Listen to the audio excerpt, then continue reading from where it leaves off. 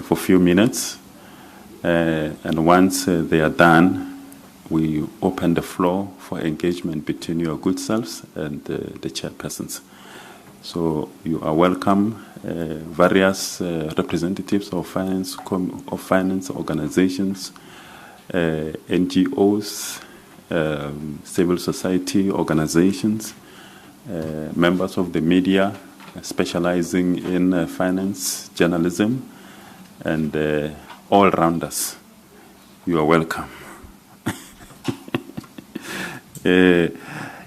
My name is Monoto Mutapo. I'm the spokesperson for Parliament. I wish to introduce you to the panel that you will be engaging with this morning. Beginning on my immediate left, the Honorable Chairperson of the Standing Committee on Public Accounts, Honorable Songezo Zibi. And then, of course, the Honorable Chairperson of the Select Committee on Appropriations in the NCOP, Honorable Didimalo Lekwase. And then we have got the Honorable Chairperson of the Select Committee on Finance in the National Council of Provinces, Honorable Sanin Ndlovu, who also wears a cap of co-chairperson of the Standing Committee on the Financial Management of Parliament and Provincial Legislatures. And then we've got also the Honorable Chairperson of the Standing Committee on Appropriations, Honorable Musi Maimani. And then on the extreme left, the Honorable Chairperson of the Standing Committee on Finance, Dr. Joe Maswanganyi. Thank you very much. I'm going to, without any waste of time, invite Honorable Zibi to give his introductory remarks. Thank you very much.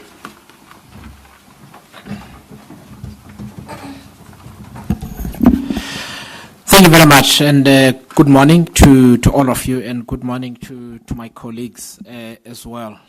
So, one of the more unfortunate things about the irresponsible, childish, I think, and opportunistic leaking of budget information before its tabling is that it has reduced what is otherwise a very serious situation to just one issue, the proposed VAT increase.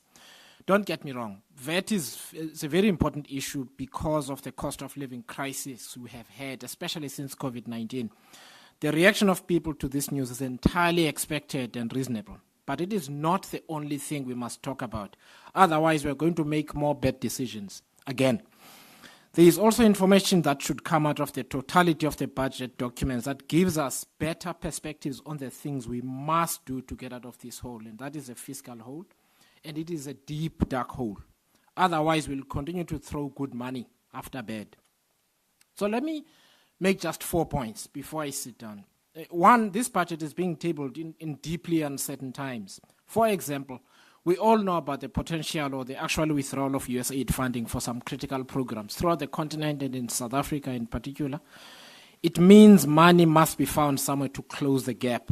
We cannot leave South Africans to fend for themselves.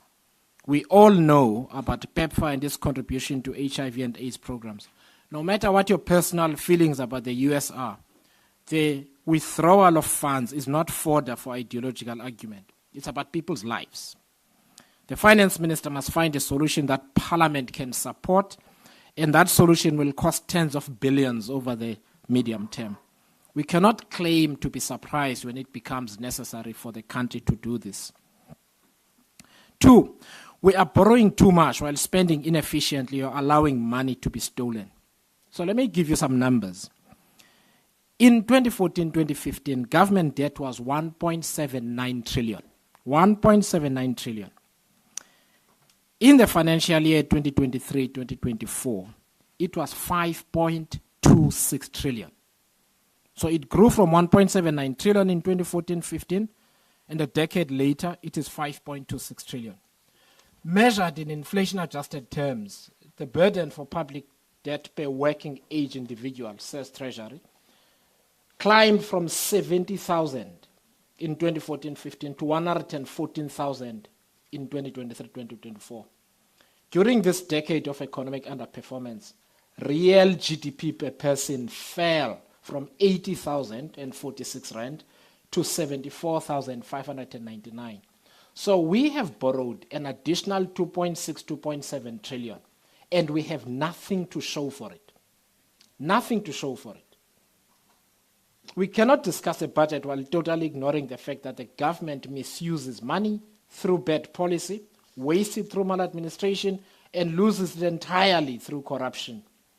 As chairperson of the Standing Committee on Public Accounts, the committee and I are absolutely determined that we play our part in the Constitution's instruction that we must use public funds efficiently.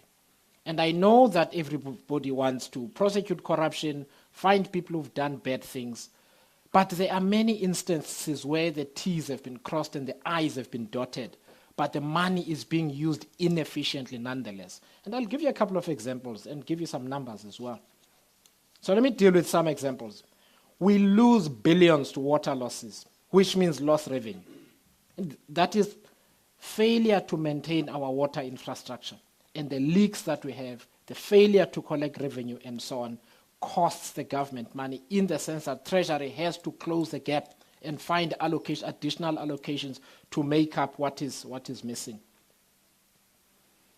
The shortfall, which averaged around 30% of total cost per cubic meter, and that was in 2018, I think it was, is unsustainable as it is too large to be covered by the equitable share grant, because the water authorities, is either the water boards or district municipalities working together with the regional water authorities. Should non-revenue water be reduced to 25%, so from 30% to 25%, through repairs, maintenance, and the refurbishment of infrastructure, the 4 municipalities that were in the study in that year could realize an additional 800 million per year. Just from reducing it from 30% to 25%, 800 million per year. Extrapolating this to the roughly 25 billion in revenue collected, for instance, in 2013, 2014, it would yield additional revenue of 5 billion, just in 4 municipalities. We were dealing with a metro, I think it was Buffalo City Metro. They lose in excess of 300 million to water losses. Tshwane is over 700 million. That's money that goes to waste because of poor maintenance. So what I'm trying to say is, you don't always need somebody to steal money for there to be financial loss. And in the context of our committee, our primary responsibility is to make sure that we minimize or eliminate financial loss. And I don't think we're doing that enough. I don't think we're doing it as effectively. I don't think we're having the right conversations with the executive always. Let's talk about the government property portfolio, which costs too much in terms of rental expenses. For example, a sample in the KZN provincial government examined in 2019 showed that the KZN provincial government leased office accommodation from the private sector at just over R1 billion, and that is 2015 to 2016, 2018 to 19. Of the 146 rental leases analyzed, only 35 were within market rate. Only 35 out of 146. The rest were above market rates. Lease escalations averaged 6.3%, whereas the market showed limited growth, causing the gap between market price and actual expenditure to grow. In 2016-17, the provincial governments collectively leased 1.2 million square meters of office space at a total cost of 151 million rand per month or 1.8 billion per year. Most of the lease expenditure, about 85%, were in the major economic sectors. Now, these leases tend to be larger offices, over 2,000 square meters, and primarily in CBDs or main centers. Based on market benchmarks, it is estimated that about a third of monthly expenditure is on leases, the cost of which is above market norms. Most of the expenditure above markets is in CBD and main centers, and just under 90% of the expenditure is above market was in 6 provinces. Just under 80% of these leases that are potential savings were estimated to be in the range of 600 million to 1.2 billion over 3 years, if you just pay what company A, company B would pay. Now, there are reasons for this that I can talk about, because there is a premium that the government pays because you have to bring in new entrants into the space. Otherwise, you've got the same large property companies benefiting. But we must determine what that is. And according to the Treasury's information, some of the premium is up to 45% more than what the company would pay for property. If you look at Pretoria, at the dawn of democracy, I think the government owned about 70% of the government office buildings in Pretoria. It's flipped around, it's about 30%, and we are paying more.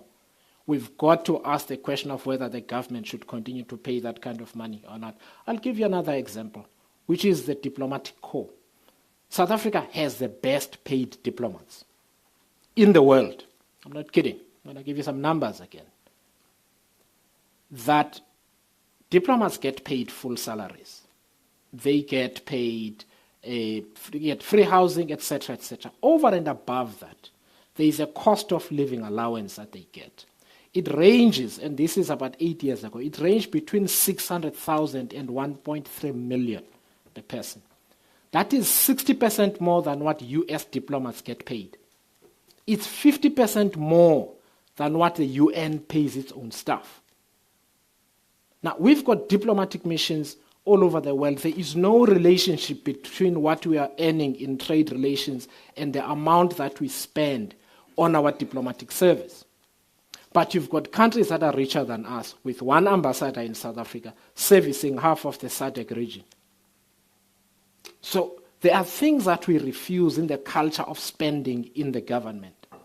That means we constantly have to ask the finance minister to find more money to spend inefficiently. And when he fails to do so, then we become unhappy, but we want to continue spending the money inefficiently. And I would propose before I close that it is time that Parliament does its work, that does its job. And in the context of our committee, we cannot just look at material irregularities all the time. We also have to look at whether money is being spent efficiently, because the Constitution fundamentally says government money must be spent efficiently. And we hardly look at efficiency. Now, you don't need a Doge a la Elon Musk where you come and do things irresponsibly. But the conversation between the executive and Parliament needs to change so that we can make the savings, we take that money, we redirect it towards development and economic growth, rather than asking the minister to borrow more. I think what we're likely to see when this budget is tabled is an injunction once again to spend money efficiently. But I sit in the Standing Committee on Public Accounts, I chair it. Members keep asking what the Auditor General and the Treasury are doing to cut waste. No. There is a reason why ministers are members of the executive. It is their responsibility to make sure that government money is spent responsibly. So, in closing, I want to say this event that we've had over the budget hopefully is going to force us to have the kind of conversation that a board of a country, which is what Parliament is, starts having with the EXCO, which is cabinet, and starts having with the shareholders, which is all South Africans, so that ultimately this 60 billion rand shortfall that we're trying to sort out with this postponement of the budget can come from these savings from next year. And then you can save South Africans the pain of having to pay more taxes. Thank you.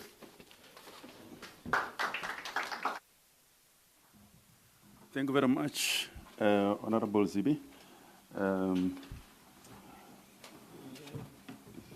Yeah, I think they're a little bit too close to the table. Thank you very much, Honorable Lkhwase, the chairperson of the NCOP Select Committee on Appropriations. A very good morning to all in the room, including my colleagues from Parliament.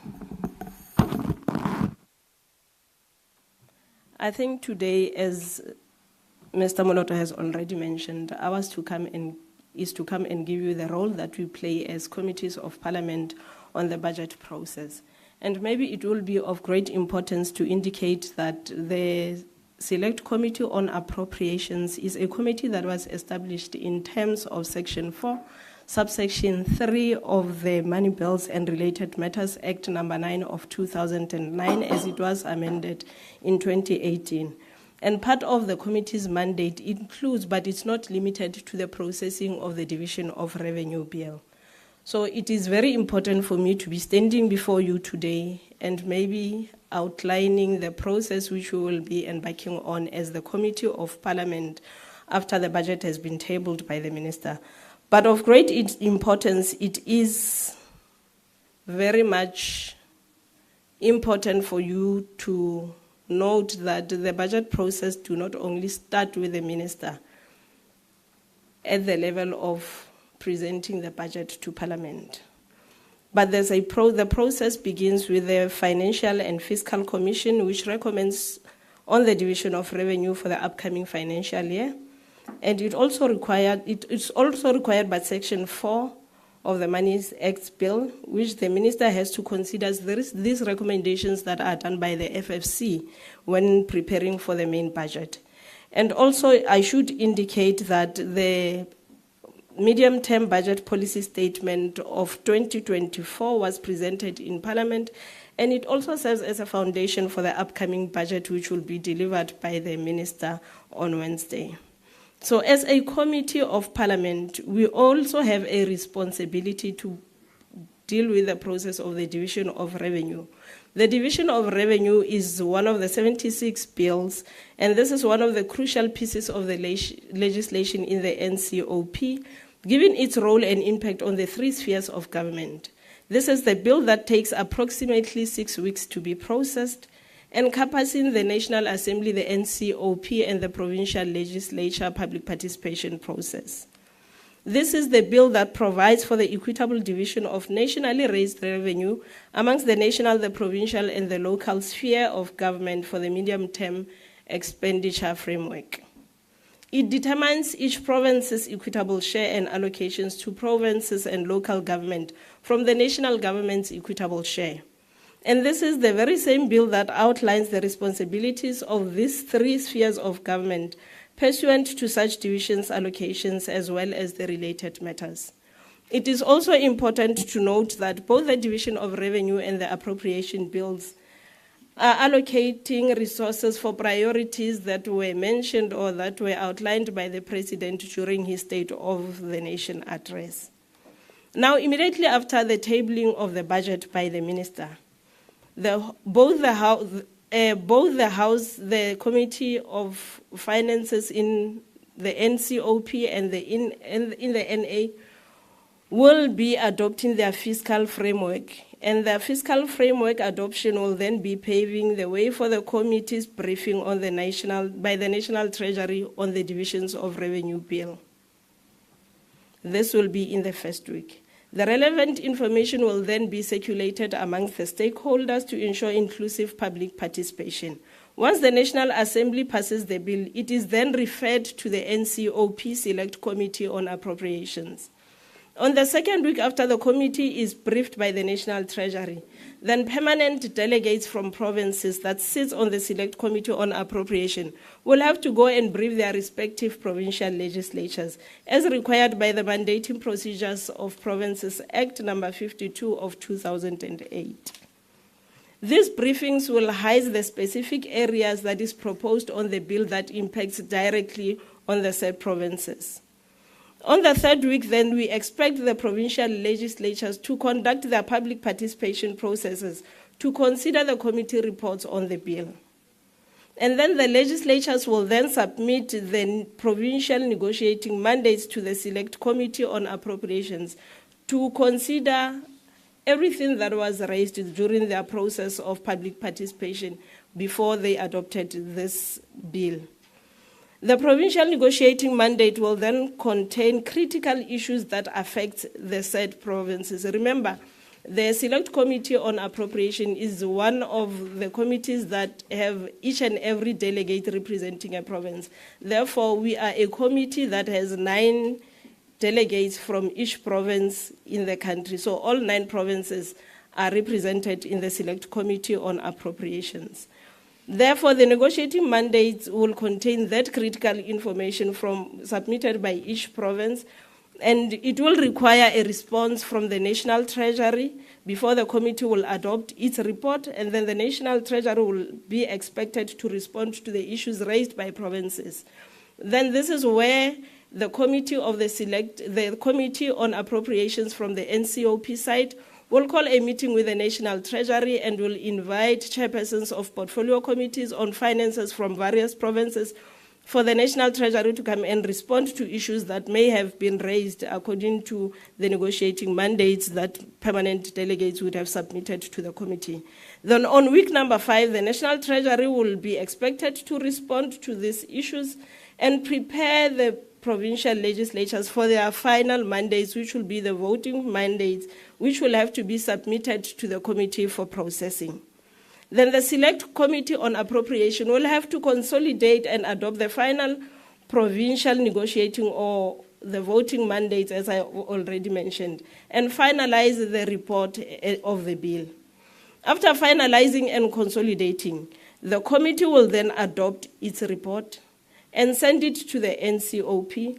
The NCOP will then call a plenary to consider and adopt the committee's report and the provincial negotiating mandates. When that is done, the bill will then send to the president for the president to assent.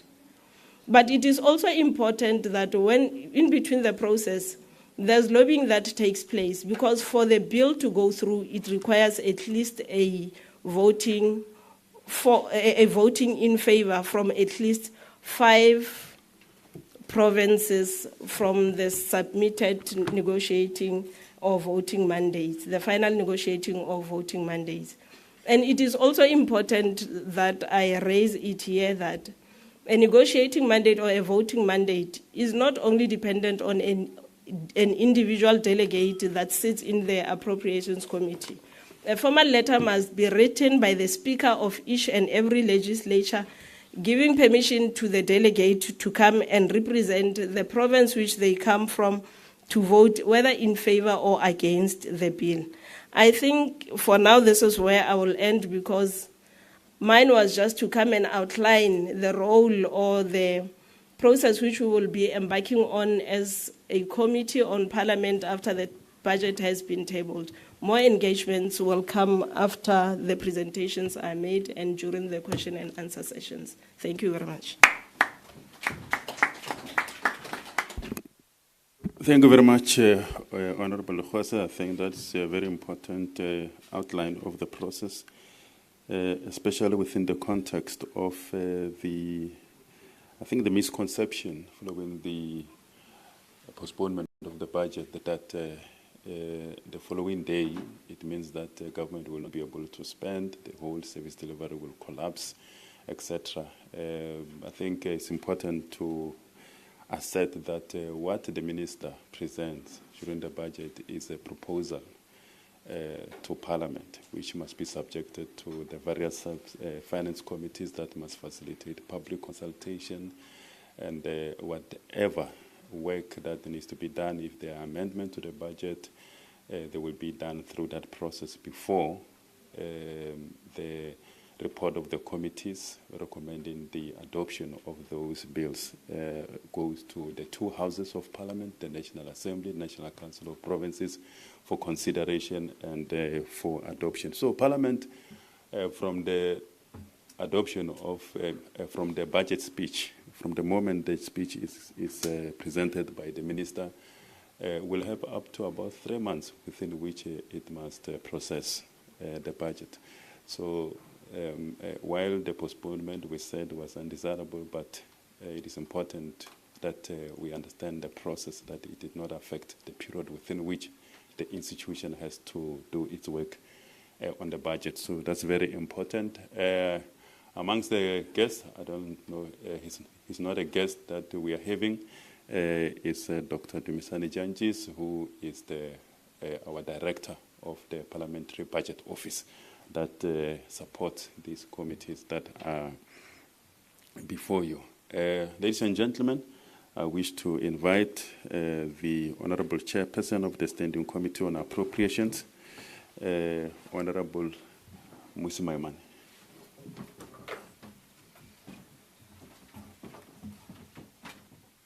You have changed the order.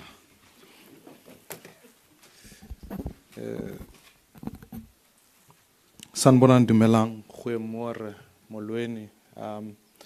Let me first of all acknowledge also the presence of Dr. Bamva, the chairperson of the FFC and also the PBO. And I think the director at the PBO and also my fellow colleagues, members of the media. I think we find ourselves in a very unique and a very important position as a country. In many ways, it coincides quite neatly with 30 years of democracy, because it means, for the first time, given that there is no outright majority in South Africa, we find ourselves at a place where not only do we have to test our political muscle in how we put together a government, but we have to test our collective legislative muscle in terms of how the structures of government are supposed to work. And I think the events that took place at the first attempt to table the budget that will be tabled on Wednesday will mean for the people of South Africa that for the first time, we have to find a way of making sure that as the budget is processed, it follows its intended legislative process, which is that it is Parliament that will eventually pass, if you like, make the lawmaking process of making the budget the law, which I think is an important step as we sit here today.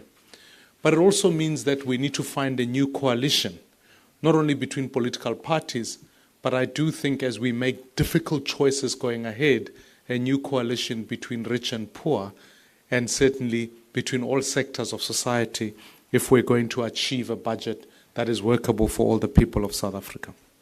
And I think for me, as the chair of the Standing Committee on Appropriations, to which the bills will eventually serve for interrogation, there are a number of key issues that we begin to look at. The first is naturally, what is the projections that South Africa looks towards?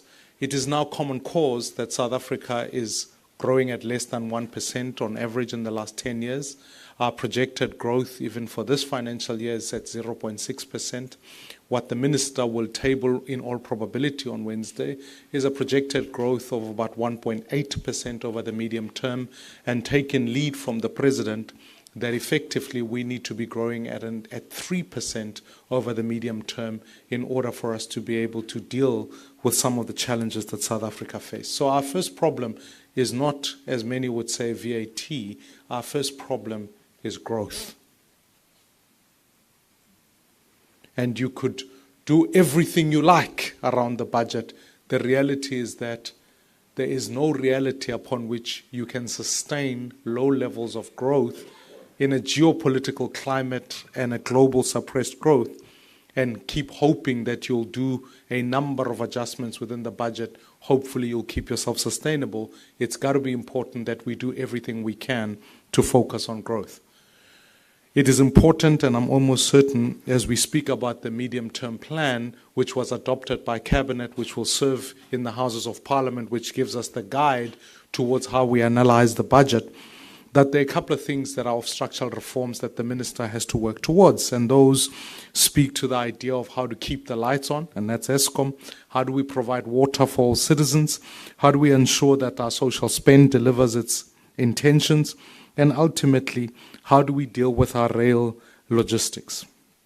These are critical priorities that we need to have a conversation about if we're going to have a budget that works. And please do take note that when I look at these issues, I depart from the point of view that there's a broader macroeconomic plan, a medium-term policy and framework that ultimately gives us annual performance plans that are then budgeted and funded for.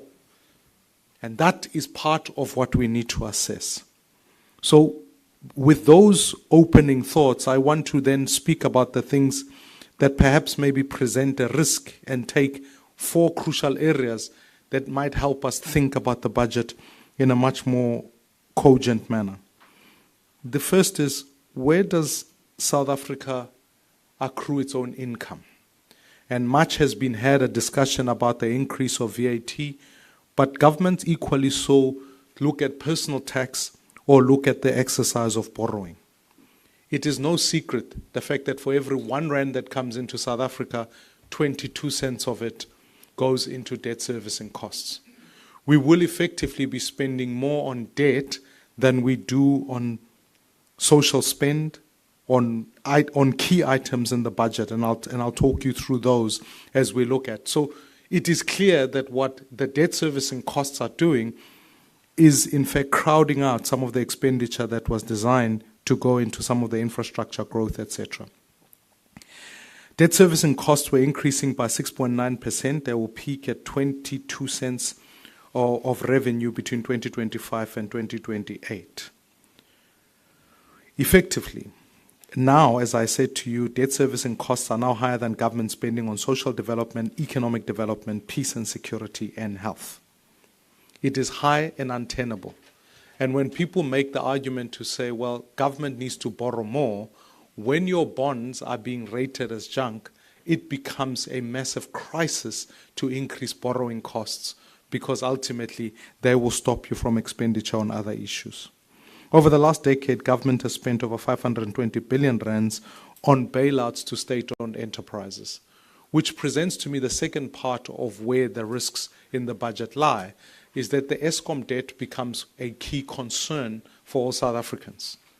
So effectively, a cross-defaulting Eskom would have profound consequences for our economy.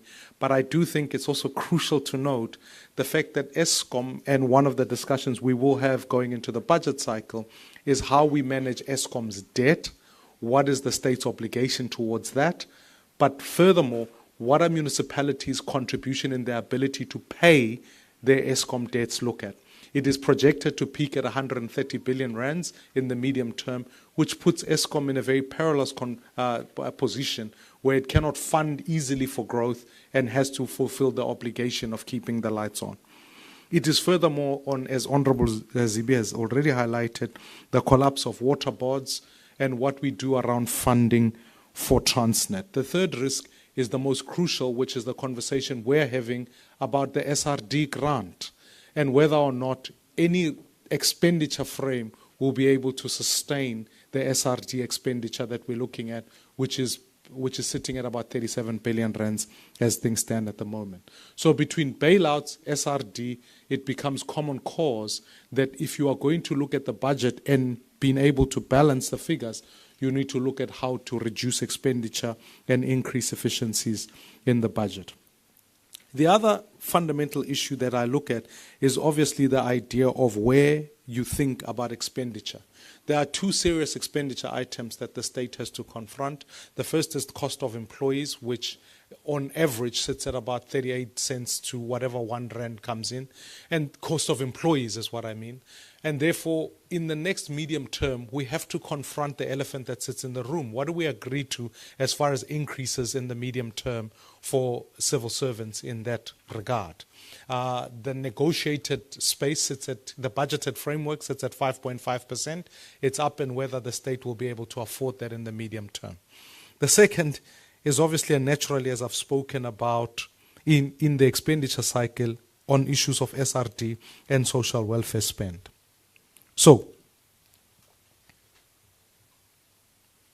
I certainly do think that over and above all of these discussions, whether or not you think about it from an income point of view, where you raise more income, you think about it from an expenditure point of view, we need to target expenditure in more productive assets.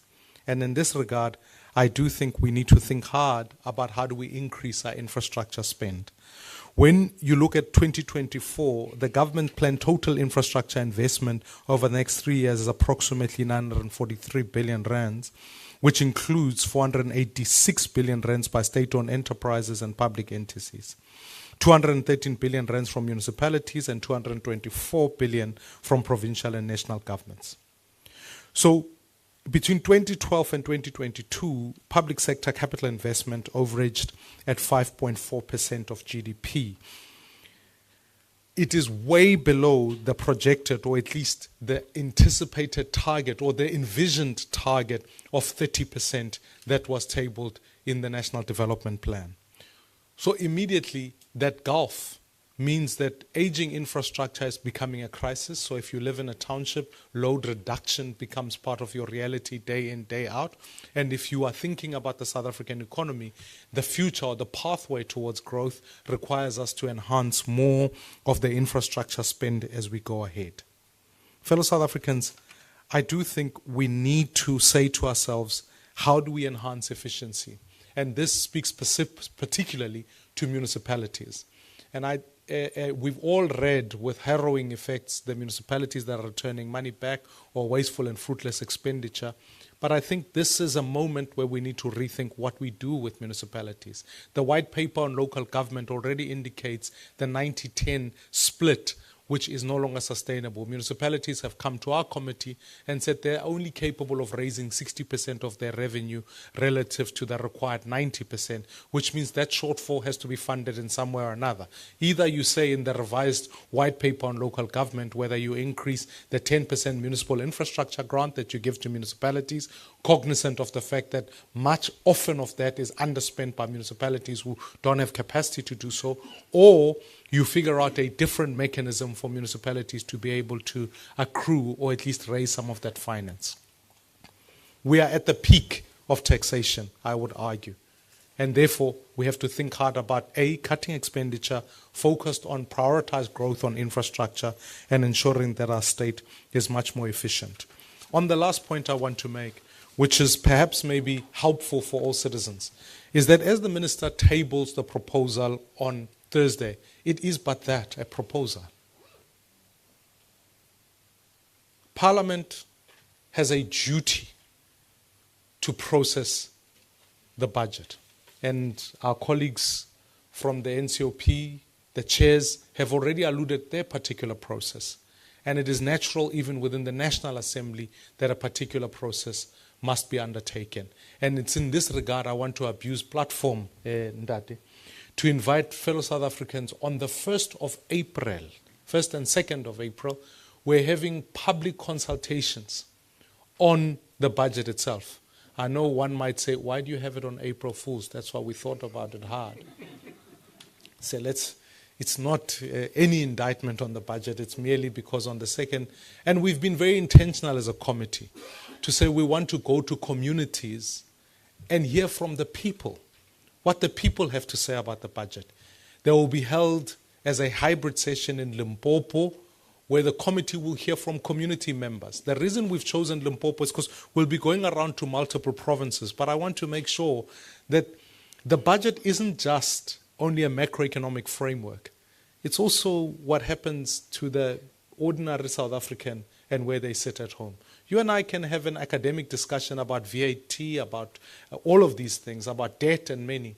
But at the end of the day, it's whether or not there's a granny who's able to go to a hospital and find that there's a doctor. There's a learner who's able to go to a school and discover there's a teacher. Or ultimately, it's whether a woman is able to walk around and report a case at the police station and know there'll be policing that deals with that issue. 60% of our spend is on social wage, and therefore I do think it is fair that we hear from the immediate beneficiaries of those issues, which are the people of South Africa, and therefore we'll be taking that on board. That will mean a report is tabled to Parliament, which is scheduled to be adopted and debated in May, and then ultimately Parliament itself will pass the Division of Revenue and the Appropriations Bill, which will then be signed by the President into law.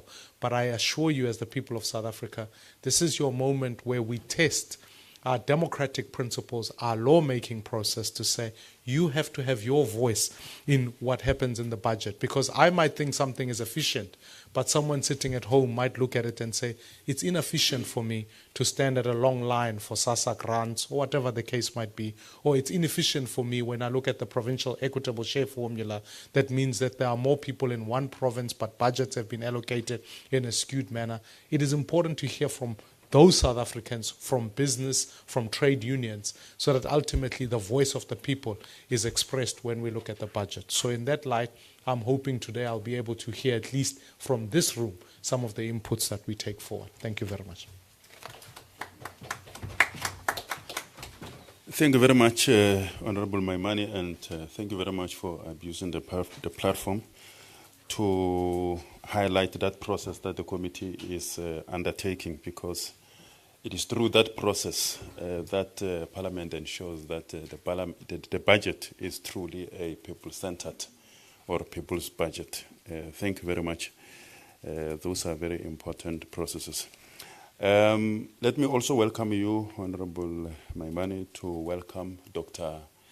Nombeko Mbava, the chairperson of the Financial and Fiscal Commission, which of course plays, as Honorable Lokwase was highlighting, plays a very important role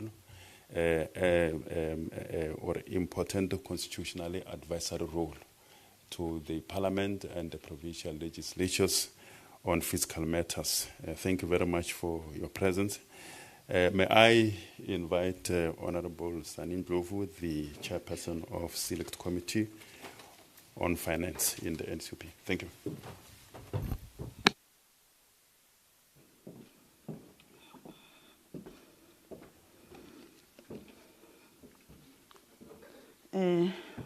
Thank you, Ntate Muthapo.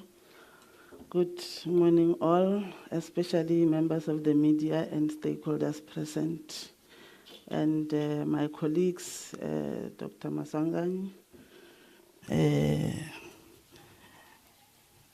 Ntate Maimane, and Mayor Ntate Zibi, and Melokhas, my colleagues. Good morning, everyone. It is my singular honor to participate in this very important initiative created to update members of the public about the work that we do as a Select Committee on Finance and in the NCOP. Ladies and gentlemen, it is important to note that as a Select Committee on Finance, while our work complements that of our sister committee that is led by Mr. Masongani, the Standing Committee on Finance, we have a unique mandate of ensuring that provincial interests are taken into account at the national sphere of government. I think, as I indicated on my theme, is to ensuring that the programs of the national departments have service delivery impact at provincial and local governments level. We promote the principle of cooperative governance and intergovernmental relations when processing the national budget. For instance, our interest as the committee is on the allocation of budget to provinces and municipalities because these two spheres of government are at the coalface of service delivery. It is not an accident, therefore, that we are referred to as delegates to NCOP. I think it's like there's an echo. It's fine. Okay. It is not an accident, therefore, that we are referred to as delegates to the NCOP. That is enshrined in the Constitution, Section 61(2)(a), where it reads that the provincial legislature must, within 30 days after the results of the elections of the legislature, to also announce the delegation to the NCOP who is going to represent the province to the National Council of Provinces. It is for this reason, therefore, that whatever we do as a committee should reflect the aspiration of the provincial legislature. So it is very much important for the members of the public and the media to understand that whatever we are discussing as a Select Committee on Finance, it is also the interest of the province, not of the other things. Lastly, as I indicate, as part of our oversight role over the executive there, we invite the National Treasury and the South African Revenue Service on any other institutions within the finance sector to come and brief the committee on any matter deemed to be important. So I must also try to abuse Ntate Muthapo, the platform given, also indicating that we have already issued the notice whereby we expect the submissions from the public and the stakeholders, that we expect them to submit their proposals, and going to have a public hearing on the 25th March 2025. So I'm not going to make the, the same announcement, especially in terms of how the processes are going to be followed. We must also indicate that on that process, we will also we will work jointly with the Standing Committee on Finance in processing the fiscal framework and the revenue proposals, as I indicated on earlier on the issue of the advert, and as when we table to a joint sitting of the National Assembly and the NCOP by the Minister, will also be requesting that there should be an indication of from the public what is it that they expect from the committee, or what are the issues that they want to address, or the committee to address.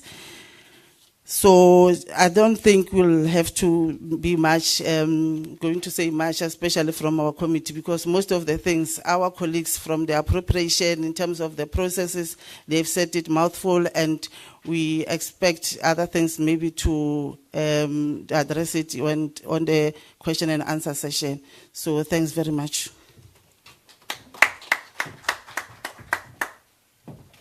Thank you very much, Honorable Chair Ndlovu. Thank you very much. The last presentation, we'll get it from the Honorable Chairperson of the Standing Committee on Finance, Dr. Maswanganya.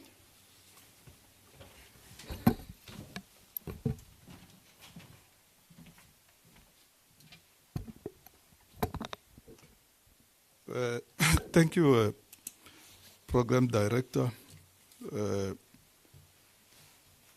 and thanks to the colleagues, chairpersons of finance committees who are present here, the FFC, Dr. Mbava and your colleagues, PBO Director, Professor Chankis, and other officials from the PBO, the support teams from Parliament, media. I will complement what the colleagues have said already, that budget is an instrument for translating policies and plans into public goods and service delivery. And we have got evidence as to what budget has done over the past 30 years. And the processes that it has gone through. I think in 1994, the South African budget was 200 and something billion, if I'm not mistaken. But now it has gone beyond 1 trillion.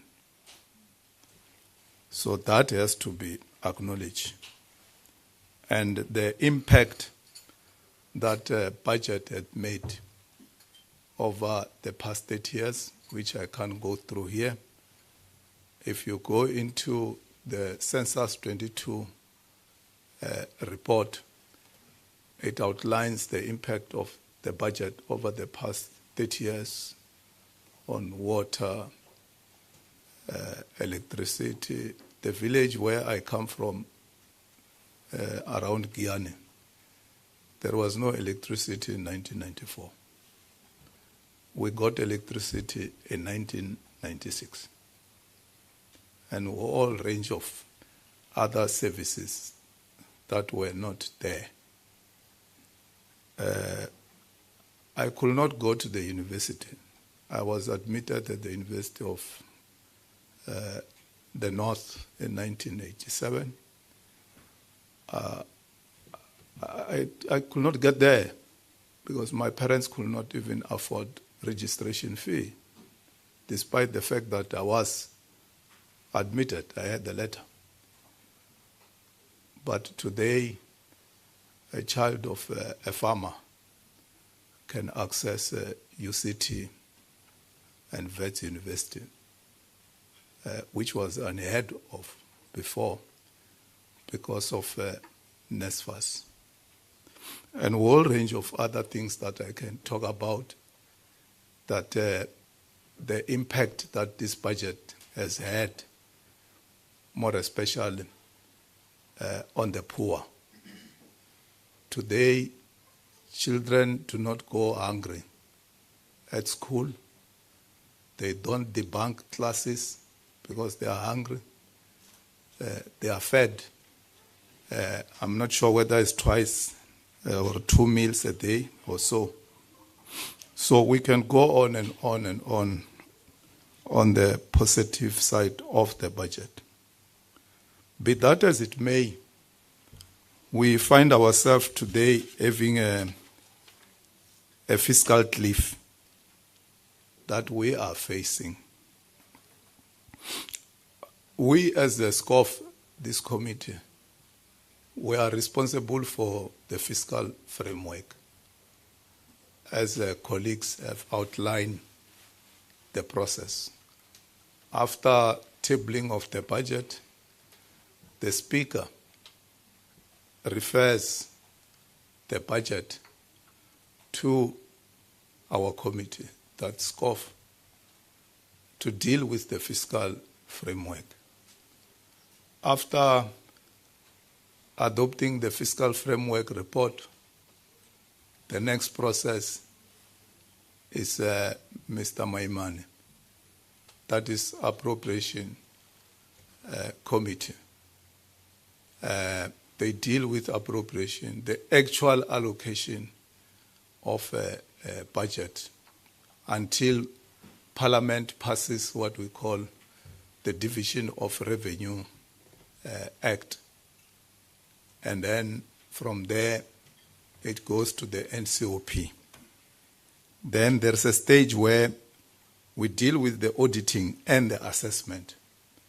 That's where the Standing Committee on Public Accounts comes in.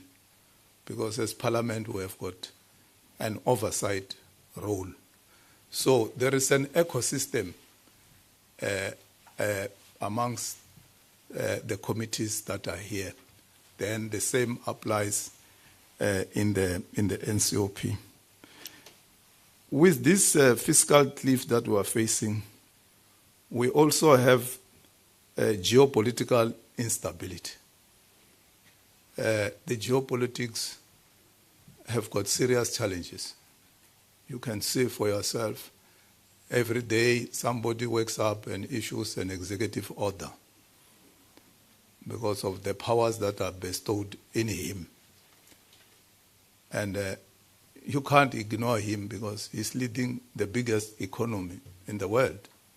Whatever decision he takes, it has got an impact throughout the world, the geopolitics. So we have to deal with that. And the global economy has not yet fully recovered from the last time we had a financial crisis. We have got lots of problems since then. As South Africa and other countries were badly affected by COVID-19, which ended up in the retrenchment of more than 2 million workers. And we had to bring in what we call the SRD. The president announced that there's an SRD to cushion those who were badly affected by the COVID-19. We have the problem of climate change, which we have got no control over. KwaZulu-Natal is one of the most affected by climate change. And recently, provinces which are in the eastern part of the country have been seriously affected by floods. This morning when I was coming down from OR Tambo coming here, I was reading a newspaper of bridges that have been badly damaged in Johannesburg because of the floods. So with all these challenges that we are facing, what do we do? Because we have to provide a solution. And we are not here to preempt what the minister is going to table on Wednesday. He's going to table the budget, but we are the decision makers. Budget decision is taken by Parliament because it has to be an act of Parliament at the end of the day. So we know what the challenges are, as colleagues have spoken about the debt challenge and many, many other challenges. But some of the things that we have to look at is to curb illicit financial flow that we are facing. And what do we do? We have to build the SARS capacity. SARS has identified that there's almost 800 billion uncollected tax revenue due to unpaid debts, overdue returns, and fiscal leakages. We have to enhance the revenue collection requirements to bolster SARS financial and institutional capacity. Because SARS has made a case to Parliament that if we allocate them more resources, they will be able to collect more revenue. And they've presented empirical evidence in that regard. And what do we have to do specifically is to strengthen enforcement and compliance, modernize the tax infrastructure. There's a lot of money which is not taxed, more especially because of the advent of technology. We have been raising this issue. SARS has said that they've got limitations because there are certain decisions that must be taken at OECD. But as a sovereign state, we have to look at this issue of the digital economy, which is making a lot of money today, because that's the way to go. For me to come here, I had to order an Uber at the airport. Does Uber pay a license like any other taxi that operates here on our road? The last time I was a Minister of Transport, there was an issue about Uber. And government was initiating what we call an e-hailing legislation to regulate those who operate in that space of digitalization in the transport space. There are so many things that we can talk about in the digital space that are not taxed. And if we have to expand the workforce of SARS and modernize their infrastructure, they will be able to collect more money. We have to promote an inclusive economic growth, create jobs, reduce poverty, address high cost of living, build a capable, ethical, and developmental state. We can't have an economy that excludes the majority. 3 weeks, I think 4 weeks back, we had a meeting with the banking sector. The banking sector is one of the biggest sectors of the economy in South Africa. And financial sector as a whole controls 21 trillion worth of assets. And we raised an issue with them that why are you not investing in the economy with the money that you have? Because if they can be able to release the money that they have as insurance, pension fund administrators, banks, financial sector is quite very big, and partner with government, we can go a long way in creating jobs for the South African people. We had to deal with the issue of lowering the debt which is quite very high, and colleagues have spoken to that.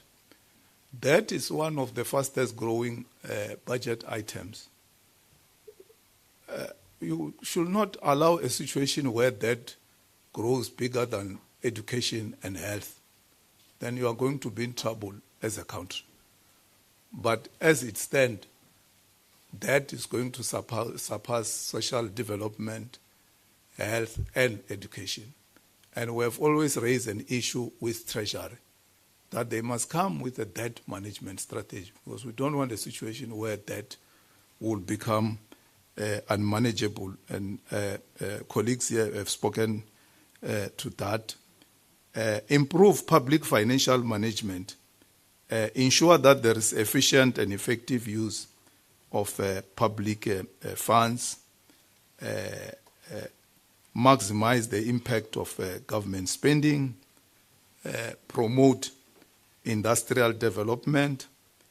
And towards conclusion, there's the issue of what we call the gender-responsive budgeting.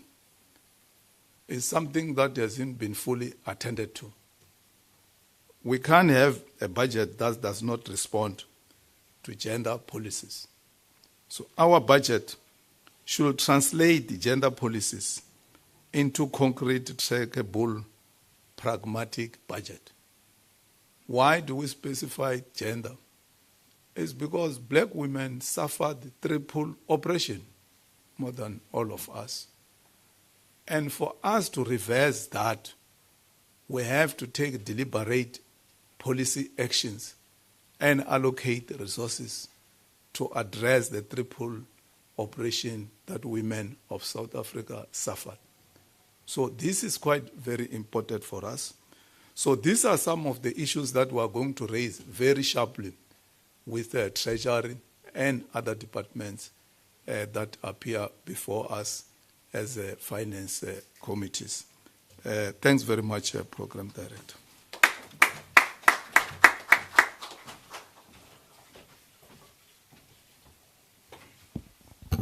No, thank you very much, ladies and gentlemen, honored stakeholders, guests, and members of the media. Thank you, honorable chairpersons of oversight committees of finance. Ladies and gentlemen, this is a time for engagement. That is a very important aspect of this event. It will give opportunity. As we said, this event is a hybrid. We've got your good selves in the physical space, and then we have got the stakeholders and members of the media on the virtual platform as well. So we'll take questions, comments from both platforms, starting with the physical venue. Any question? I see two hands. You will be the first, second, will be the third. Any other hand on the physical platform? You will be number 4. Any other hand? Okay. So we've got 4 hands. We'll take that as the first round.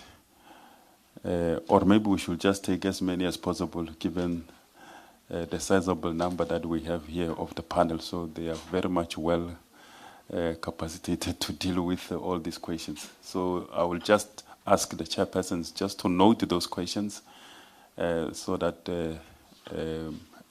they can deal with them once I've taken all the hands. So that will be the first round, and then I will check from the virtual platform in that order. Good morning. Thank you so much for the presentations. My name is Catherine Sutherland, and I'm representing Equal Education Law Centre and the Budget Justice Coalition. I have 4 main questions. In the budget that wasn't passed, Treasury made it quite clear that the Bella Act and Grade R in particular was not going to be funded in 2025. the Department of Basic Education has essentially ticked all the boxes in terms of providing a costing. I wanted to know if the committees are concerned regarding this, considering that this act went through the proper parliamentary processes, and essentially if they're concerned whether this oversteps the separation of powers between the executive and parliament. And my second question is, so we're very happy to hear that the committees have a particular interest in enhancing the public participation process of the budget, because up until now we've seen committees play a rubber stamping role and essentially assume that the budget will be passed before it lands on any of their desks. So the question here is, how is the public participation process going to work? And does any committee have any ideas on how to enhance public participation, not only just in the tabling of the money bills, but also throughout the year as the budget is being made, to avoid further delays in the future if a budget was going to be amended or rejected? My third question is that the committees have in the past seemed quite scared to enter into any debates regarding revenue raising, and have mostly focused on better spending, which is very much understandable, but I've also consistently asked people who have engaged in the public participation process where they think they should get the money from, which department they think the money should be coming from, essentially pitting one social service over another. So our question is essentially, are the committees going to actually engage with progressive ways of raising revenue?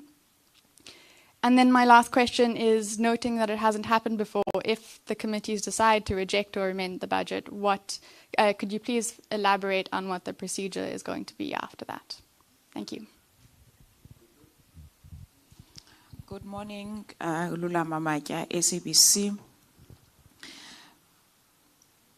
The chairperson, Dr. Masongani, spoke about the country facing a fiscal cliff. The question is to the three chairpersons, Finance, Appropriations, and Scopa. Between raising VAT and borrowing to raise the additional revenue that the country needs, at the end of the day, the country needs money. Where must it come from? What would you say between raising VAT versus borrowing? That's the first question. Or else, if maybe you have another proposal as the chairperson of a particular committee that money must come from, where must it come from? And then secondly, the last budget was postponed because of a cabinet disagreement over VAT increase. Minister Kotongwana makes a proposal and tables it in Parliament. It's up to Parliament to approve it. Would you have preferred, any of the chairpersons can answer, would you have preferred that he tables and you as Parliament exercise your oversight role in rejecting that budget, or you want to approve it? How would you have preferred it? Was it the correct way for Cabinet, when they disagree, to postpone rather than allowing Parliament to take its process and arrive at the decision that Parliament decides it's best suitable for that? And lastly, in your capacity now as leaders of political parties, which is ANC, BOSA, as well as Rise Mzansi, what's your expectation of the budget on Wednesday? Thanks.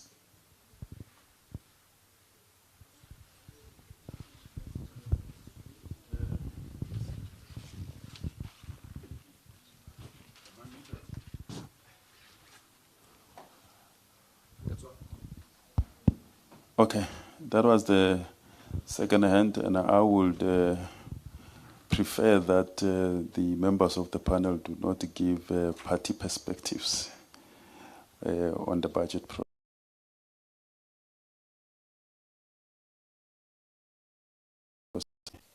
Committees. Yeah, I think you can still get that one outside of this platform. The third hand.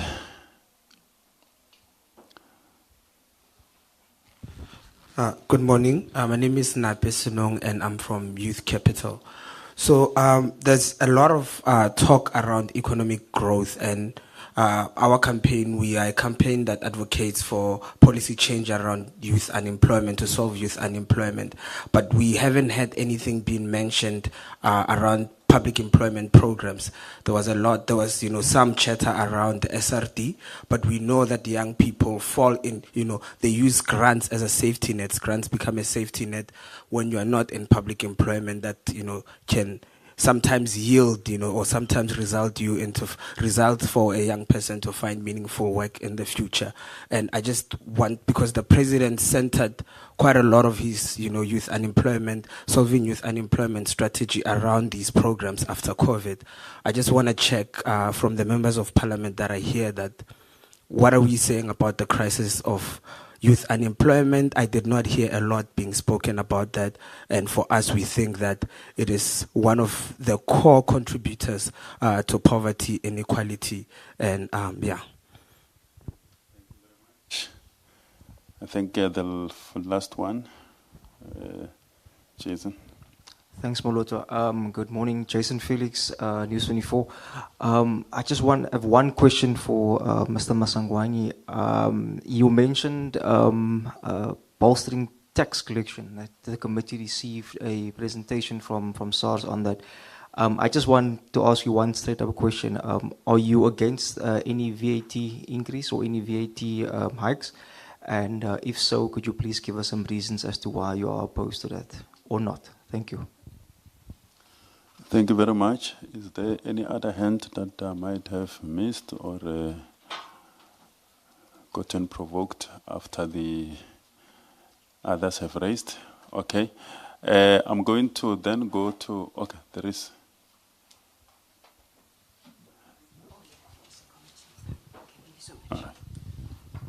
No, thank you so much to the chairpersons.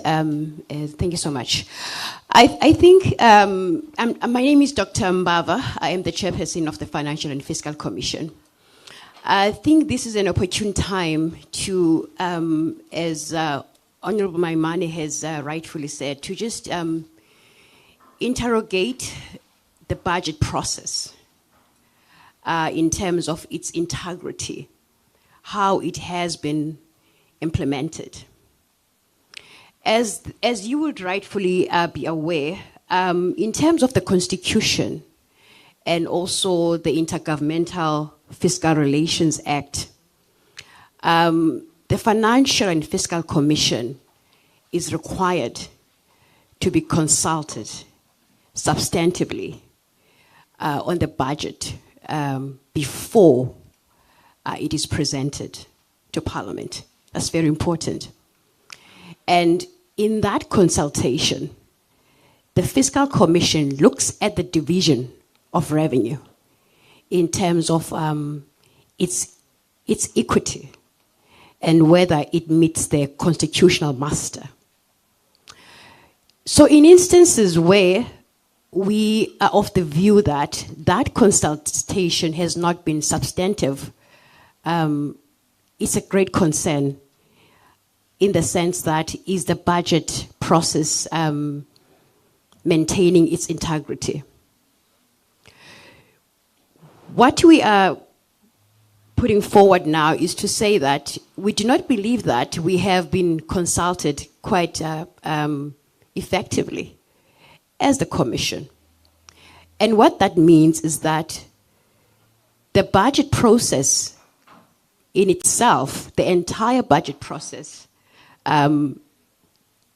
whether it is the procedural irregularity on the budget process could be a question that needs to be interrogated to say, was the budget process implemented in line with the Constitution and in line with the intergovernmental fiscal relations? Because if the analysis and the scrutiny of the Financial and Fiscal Commission as an independent body is not properly considered, it has huge implication in the sense that the allocations at a later stage can be found to be inadequate or not to have not to be equitable.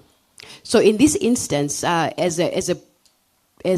going forward, and as a discussion point, the role of Parliament in actually facilitating that consultation is going to be very important, and something that the FFC would like to engage with the committees on to facilitate that substantive consultation in line with the Constitution and in line with the statutory requirements of the budget process. In the absence of that, it actually puts the entire budget process at a risk of being illegitimate.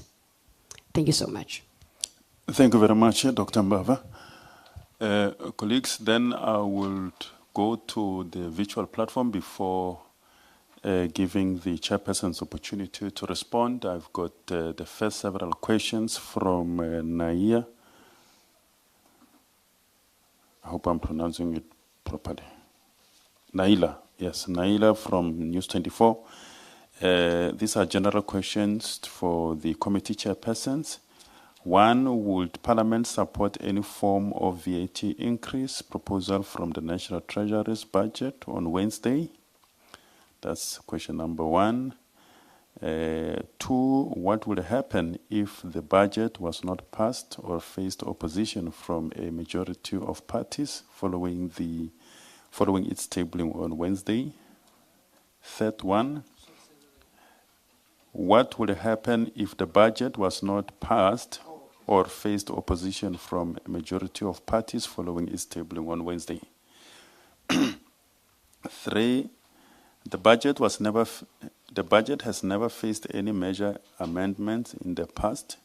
Will Parliament go through each line of the budget individually? And if an amendment is required, how will committees deal with any opposition or amendments?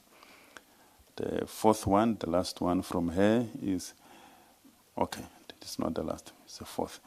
For the Standing Committee on Finance, this is a specific one, to Dr. Maswangani and I think Honorable Ndlovu.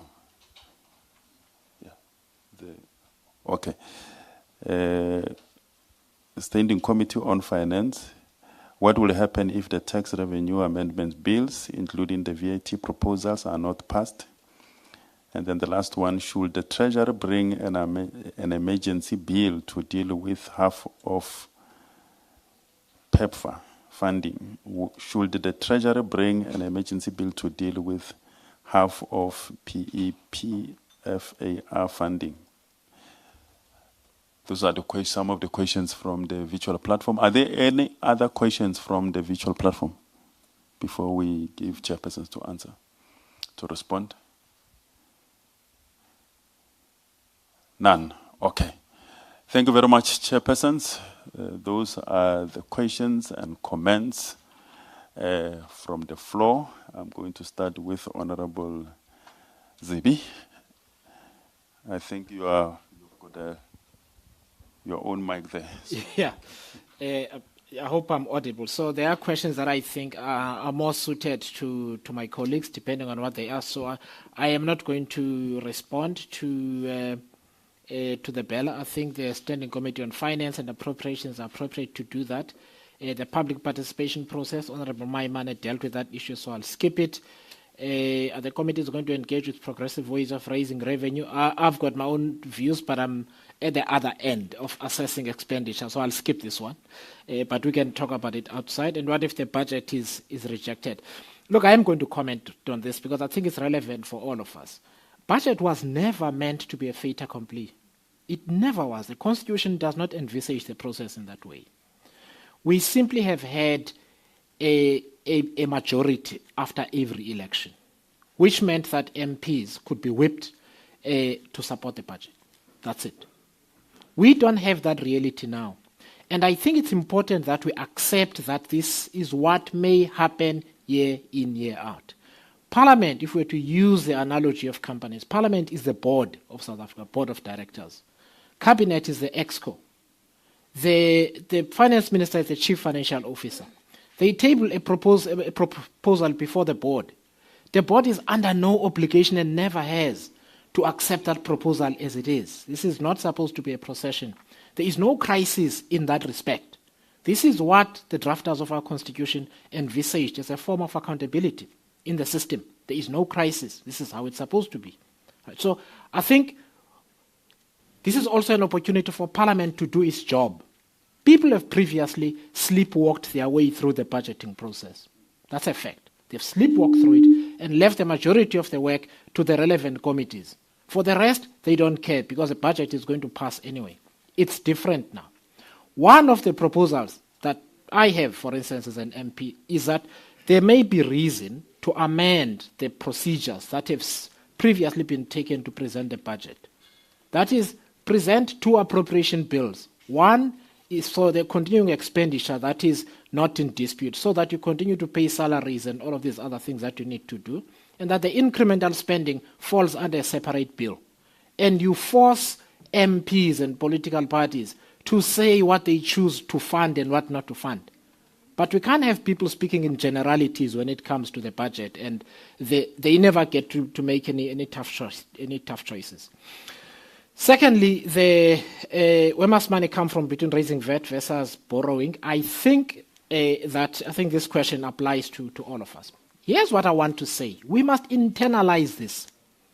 When I mentioned earlier on that South Africa has borrowed 2.8 trillion thereabouts, that we cannot show in terms of growth and change to people's incomes, that's important. By the end of this financial year, we will be paying per annum 447 billion. 447 billion servicing debt. The only line item in the budget that is bigger is basic education, and it's only by a margin. We need to choose. Here's how we need to frame these choices. Do we choose to pay debt, or do we choose to fund education and health and all of these things that South Africans need to access their dignity? There's a lot of ideological talk about these issues, but that essentially is the choice.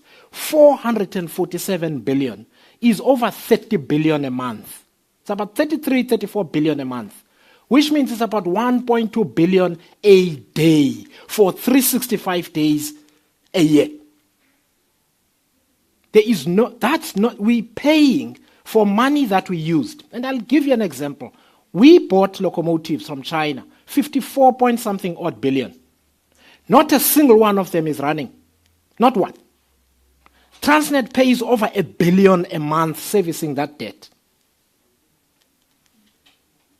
So, what must happen? We spend too little. You look at health, you look at all of these services. We spend most of our expenditure on salaries, not building hospitals, securing equipment, and this kind of thing. That equation needs to change. Let us not, and I will not do it as an MP, tell South African people that there is no money problem. There is, and it's big. If we are to say we must borrow more, you must say, let's borrow more and then spend more money servicing that debt. And you know what? That money goes to bondholders, it goes to the PIC, it goes to banks, it goes to overseas investors, it leaves the country. That's a choice that we must then make. And therefore, the reason I spoke about waste here when I stood up is because we are wasting money. We really are wasting money. The government cannot pay 45% more for office space than a company. Come on. We can't do that. And yet we talk about where budget is going to come from, money is going to come from, and so on. We don't talk about how we stop wasting money. We do. And Parliament's job is to reckon with those issues and hold the executive accountable. The last point I want to say on this, I sit in that committee. Even members of the committee say, what is Treasury doing about it? What is AG doing about it? Nonsense. It's Cabinet's job. It's every minister's job to do that work. So let us use this fiscal cliff that Honorable Maswanganyi is talking about as an opportunity to see which committees really actually do their work and whether Parliament is doing its work properly. But we can't go and increase VAT and do all of these things so that money can be wasted. And then everybody looks at Treasury. Come on, we can't do that. Right? So, Honorable Maswangi was asked a direct question about VAT increase. I'll leave you up to that. The FFC, I will also leave to the committees that deal with the processing of the budget. And I've also dealt with the question 6 from Naila News 24. The budget never faced any major amendments in the past. Will Parliament go through line items? I believe Parliament must go through line items. They must, actually. If Parliament doesn't, it's failing in its job. Must go through line items, right? So I think it's important that we make sure that we understand the different accountabilities properly. The last question I'm going to deal with is, should Treasury bring an emergency bill to close the gap for PEPFAR funding? So I'm going to deal with this question broadly. This is the other reality we're going to accept. There are too many global factors that are outside of the control of the finance minister. What President Donald Trump wakes up and decides to do tomorrow is not under the control of the finance minister. I want to propose to you that one of the things that may possibly happen is that we get kicked out of AGOA, which means our trade deficit changes, our balance of payments changes, the movement of our currency is different, the exchange rate is different, what we pay for oil and petrol and all of these kind of things changes, the inflation picture changes.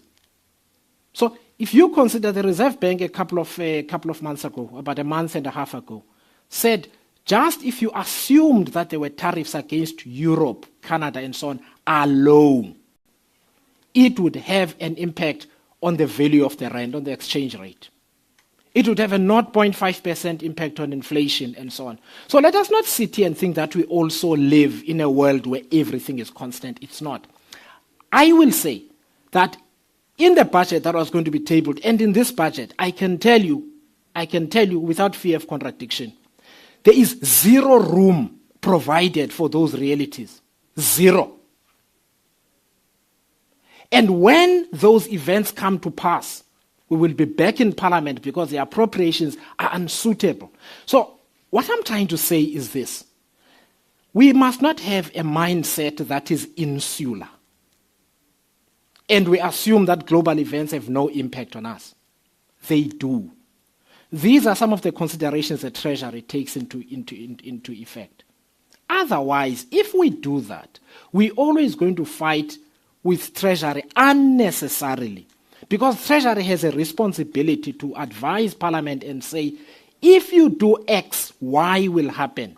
We cannot be impervious to that advice because we want outcomes.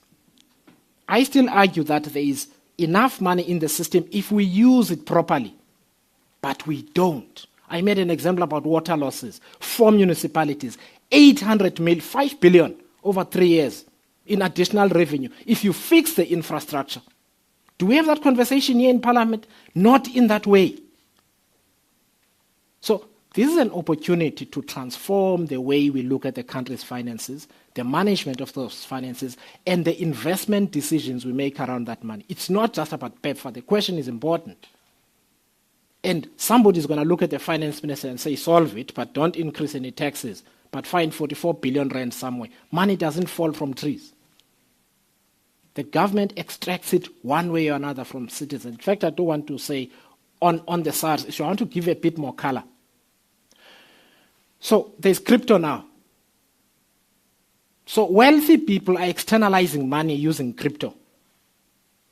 SARS needs billions of rand.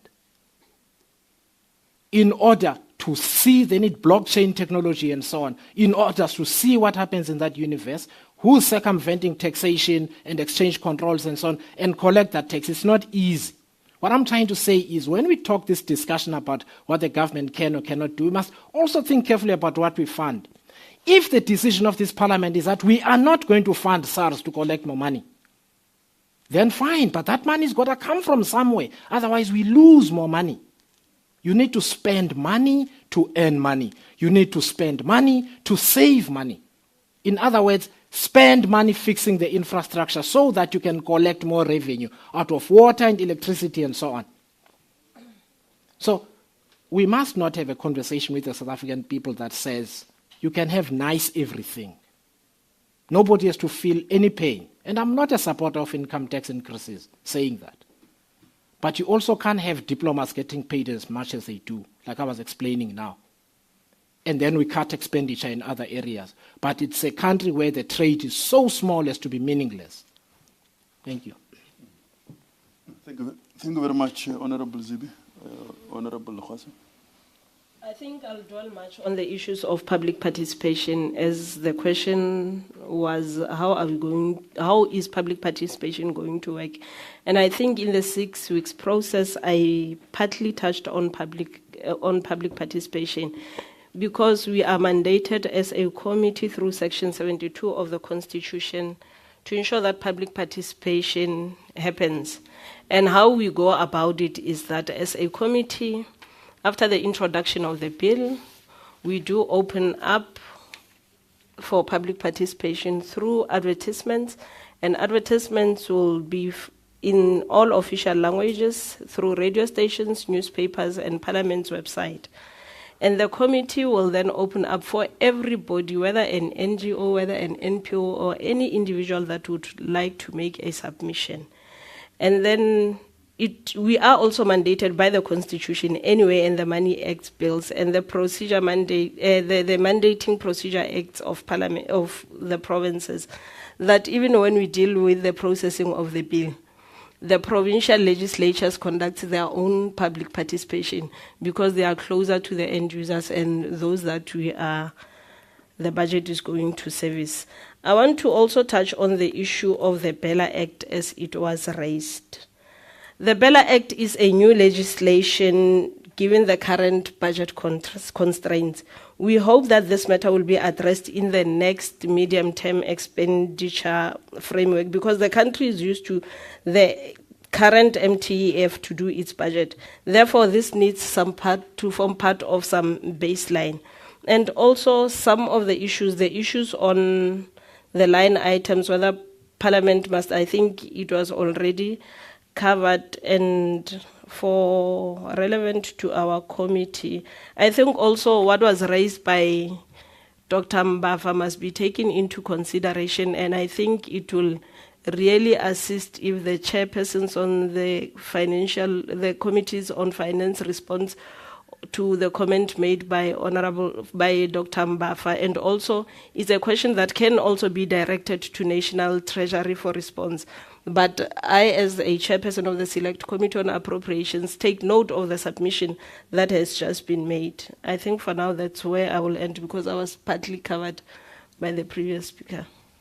No, thank you very much, Honorable Khwase. Honorable Chairperson Ndlovu. Thanks very much. I think from my side also, I'll only touch on the public participation, as I've already indicated that we have already issued the public the advert, whereby we on the 26th of March, 24th of March, will be able to will be having a public hearing. So all the stakeholders, if you want any information, I'll have it. I can share with you outside the session.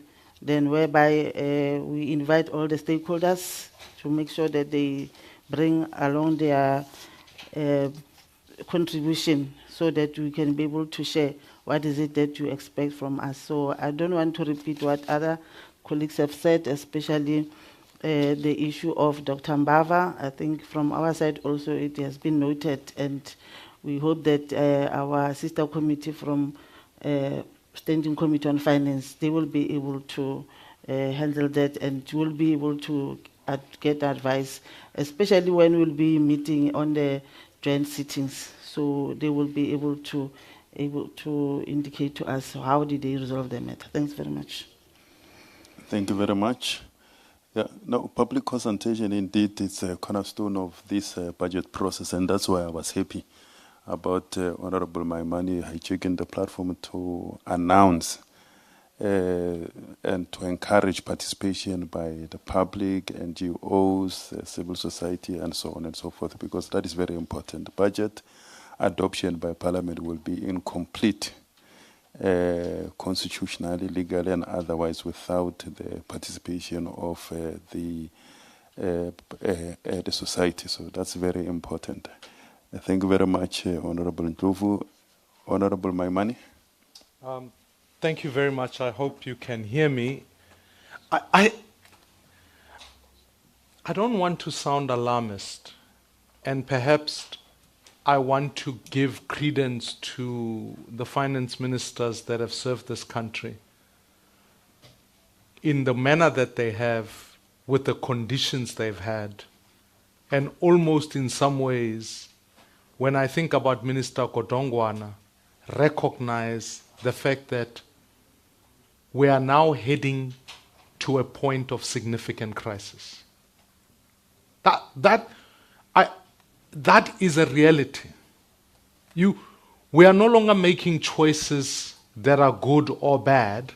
We are making choices that are worse or much worse.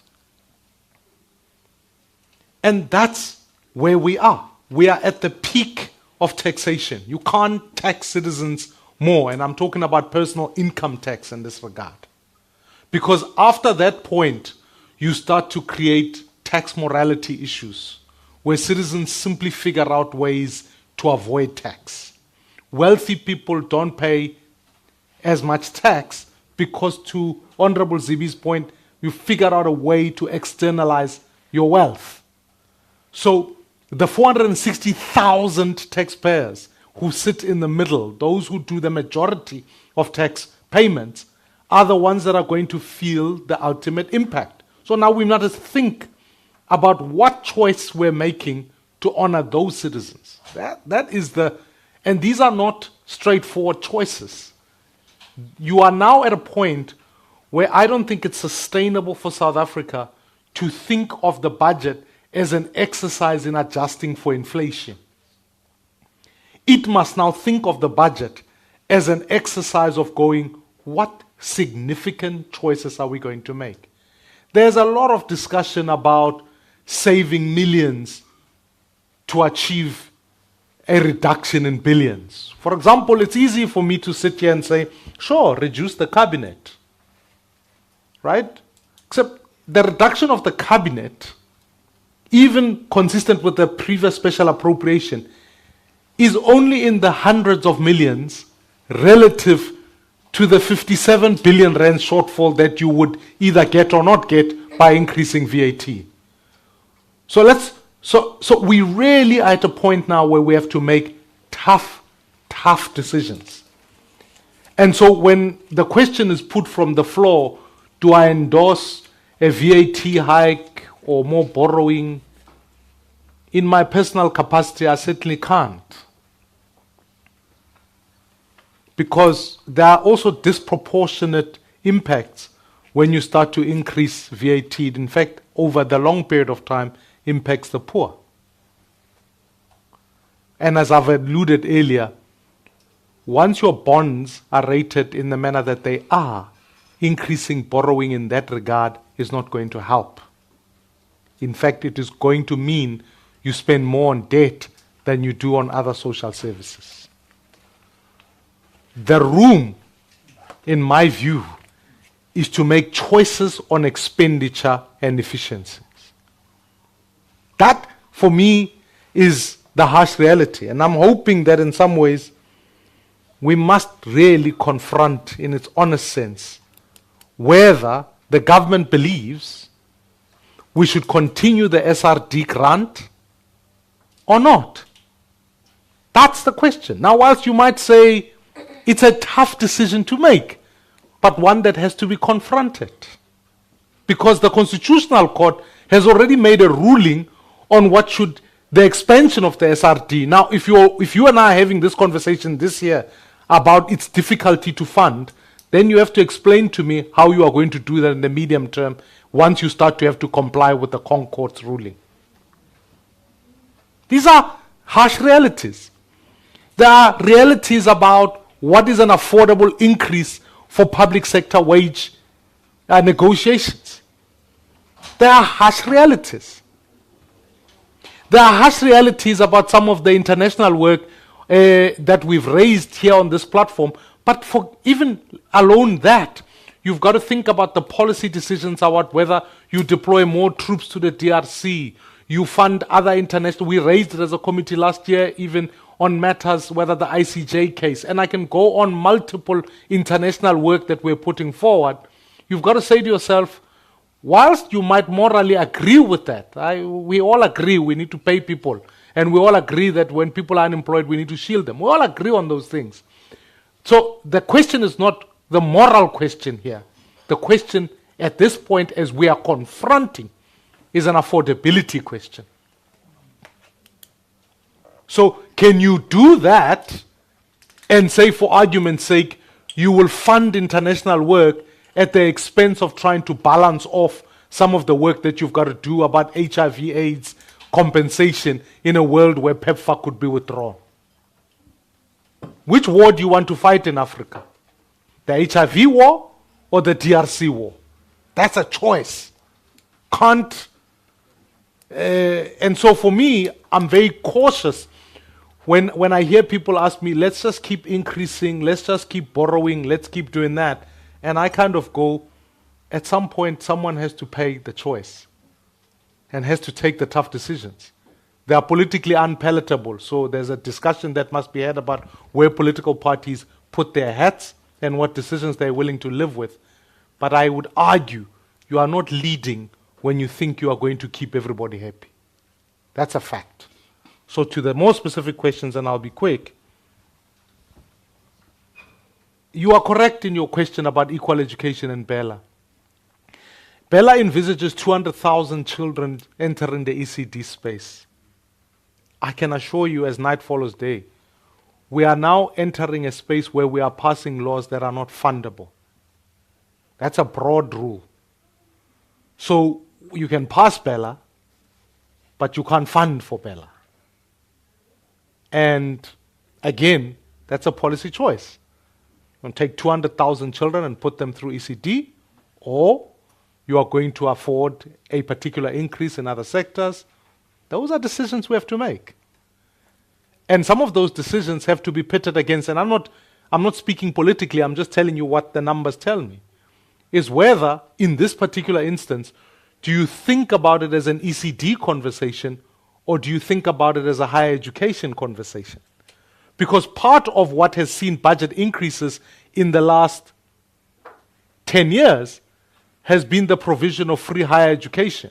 Now, as a government, you have to make those choices. You have to say to yourself, okay, I believe free higher education will give me higher dividend relative to access in ECD. But in this instance, I can tell you can't have both.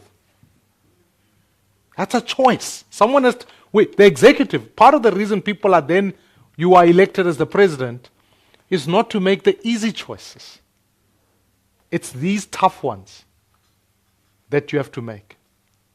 And I think, to me, this is the moment. I'm passionate about this because I think I don't want to deceive the people of South Africa into believing that everything is affordable if you just merely make adjustments here and there. There are some significant choices that need to be taken. And for me, I'll be looking, you asked me, I don't speak politically, but what do I look forward to at the budget tabling is whether there's a material exercise in choice making. Because policy choices are fundamental. That's what political leadership in many ways is. In the delivery of material goods, you have to make choices. So the public participation, I think my colleagues have covered. Suffice to say, it is a hybrid process. So what you do is, the public adverts have gone out. You can write to our committee on appropriations. We will give you a slot on the day, which is the 2nd of April, and you can make a submission. You can do it in writing, or you can do it virtually, or you can not choose to exercise the presentation itself. If I'm not mistaken, Equal Education are regular customers. So I'm used to seeing them, so I'm hopefully going to see them now this time. The difference now that we're hitting is that actually all of these now have to be given proper consideration. And you ask the question, how does the budget then get amended, and what are some of those? The Appropriations Committee makes a recommendation to which the Minister of Finance is given 10 days to respond to. And when Parliament has voted on the appropriations bill itself, and it's been adopted, it is sent to the NCOP, at which point we can have nothing to do with it. But up until that point, there's consultation that we need to make recommendations that go to the minister, or to the, when there's a need for an amendment or an adjusted, to the affected minister. In other words, if I say the Minister of Transport needs to make an adjustment on program A, B, or C, then I must give them the fair opportunity to do so. But here's the big caveat. The caveat is that you don't adjust because you feel you must. You adjust only on the basis of the fiscal framework, which is tabled in finance, and that your objectives in adjusting deal with service delivery. I can't wake up in the morning and say, cut the defense budget, and not justify why, in fact, it must go into service delivery programs, or how is it in relation to the fiscal framework. So that's what we depart from. And that's why the executive tables that, has the provision to do so, and then we interact with that. I'm careful not to also conflate roles where eventually Parliament is the government. It's not. In this instance, there's the executive that is tasked with a particular duty. I would, and I think I've covered the point about the fiscal cliff, which Honorable Maswanganye has covered, and I think, for me, I think we must focus on the realities. You can't deal with agencies that sit across the government that don't contribute much value and say you are going to significantly look after them. You can't keep bailing out SOEs. The SOE debt is extraordinary. These are moments we have to make tough decisions. And I think, to the honourable member who asked the question about youth employment, I do certainly think that that is the fundamental question of what happens when you've got suppressed growth. So if I speak personally, part of the adjustment around the SRD, if I was to look at it, was to attribute it to some form of public works program that would create a direct link between not only productive financing and revitalization of infrastructure, but link that to what some form of youth employment program. Because then we're not taking it out in a zero-sum game. You're doing an equal exercise of saying, what are the more employment initiatives you can focus on? Because even when you speak to grant recipients, they do prefer work ahead of receiving a grant. And I would argue young people sit in the same category, in some sense. And of course, there are political issues about how we enhance youth employment, making sure that the quality of our pass is good, making sure that young people, can find work opportunities. That's a broader conversation. I think today we must confine ourselves to the issue of finance in and of itself. The FFC is absolutely correct. And I think you speak to the broader principle of ceremony versus what the law in fact says. The ceremonial bit has been, when we say we've consulted, it means we've sent you the documents. Now we are hitting a point where actual thorough interrogation, both on public participation, the inputs the FFC makes, I think there's a heavier burden on the PBO to be able to say, how do we help Parliament be able to make significant inputs? All of these institutions that support democracy now need to exercise the full provisions of the law. Someone asked me the question here, has the budget ever been amended? That was my first question when I arrived to chair the Committee on Appropriations. I said, has this exercise ever been done before? And people said, no, never. Because when the minister proposes, we've just taken it as the Bible and just said amen on the day, and then off we move. Now we need to hit a point where actually we need to make policy choices, and Parliament must assume its proper role, along with institutions that support democracy, the FFC, etc. So that actually those inputs, and this is not doing anyone a favor, by the way. These issues are prescribed in the Money Bills Act that give power to these institutions to make inputs. So it can't, it's the creation of the Money Bills Act was a function of going, and I don't want to get into ANC politics. Dr. Maswanganye, who's my co-supervisor in parallel, will correct to say this was the Money Bills Act was created post-conference so that you can ensure that the people had a voice in the budget, that it wasn't merely an exercise of the executive. Now we are hitting a point where that activity must be done in its fullest level of the law. So public consultation, I'm afraid, now is going to be forced because this conversation is going to have legal implications. I was saying to the colleagues earlier, even the term that says, after you adopt the fiscal framework, 35 days after you have to adopt the Division of Revenue Act, that is 35 days on, and then it makes this caveat, or reasonably thereafter. In South Africa, we used to be foreign policy expert when we wake up to hear Trump. Now we are going to have to figure out what reasonably thereafter means. Because all of these things have to be now tested in law. So this is a crucial moment for us as a country, but I do think the laws that we have as a nation have given us actually envisage this situation that we are facing. So at the absence of majoritarianism, which is when democracy can actually come fully alive. And I think this is a great opportunity to do so. So in that, I want to say you also can't just leave it to special favors. I think we need to give better support to institutions that support democracy. I've spent quite a bit of time speaking about choices. I think you asked me the question about the US and where it sits. I close just maybe with this thought. Africa must think about how it preserves its sovereignty. And there's a conversation that must be had about how nations particularly think hard about as a continent. Let's use COVID as a good example. Patents around vaccines, Africa was one of the last to be able to adopt, which meant the cost of vaccines shot through the roof for when it got to us. We need to think hard about the future of where this conversation goes, because if you surrender your sovereignty by not being able to give your own patents on vaccines or being able to think about how you rate your own capital, etc., the headwinds that are blown between the East and the West, we are going to be caught in the middle of that. And I think Africa must think hard about how it funds its own health programs, how it deals with its own response on climate, how it digitizes, and how it cooperates on defense.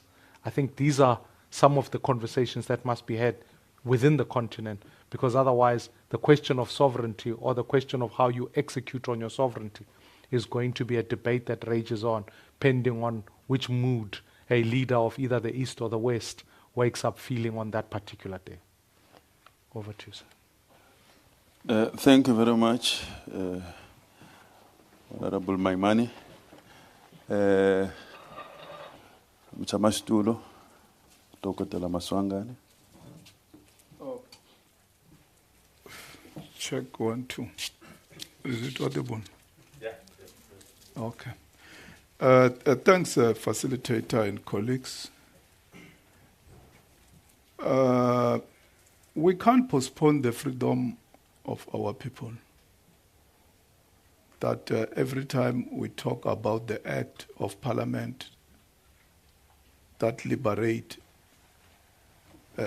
blacks in general and Africans in particular, we want to talk about the money. There's nothing wrong about that debate. But the Bella Act is quite very important because it speaks to what 70 years ago our ancestors at Kliptown in Johannesburg have raised very sharply in the Freedom Charter, that the doors of learning and culture shall be open to all. We can't have an education system that is not open to all. Because I, as a member of parliament, I can afford whatever education system for my children.